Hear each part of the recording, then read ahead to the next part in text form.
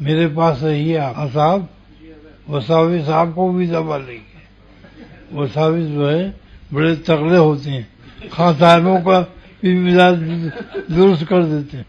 اکیلے نہ رہیے، یہیں رہو، دنیا بھی درست ہو جائے گی، آخرت بھی درست ہو جائے گی، اور صحت بہت عمدہ ہو جائے گی. جو لوگ اکیلے رہے ہیں ان سے پوچھ لو کہ کیا مزہ پایا اکیلے رہنے میں. بس سب کا علاج یہی ہے، سب کا علاج یہی ہے کہ اکیلے نہ رہو، نیک دوستوں میں رہو، بس ان کے ساتھ رہو، ہنستے بولتے رہو. منہ چکوڑے اس میں فائدہ نہیں ہے.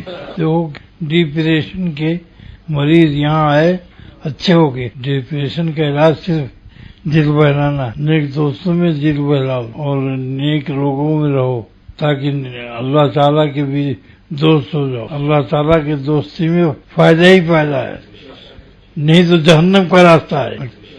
اکیلے جب رہو گے تو پرانا نام یاد آئے گا، پرانا نام.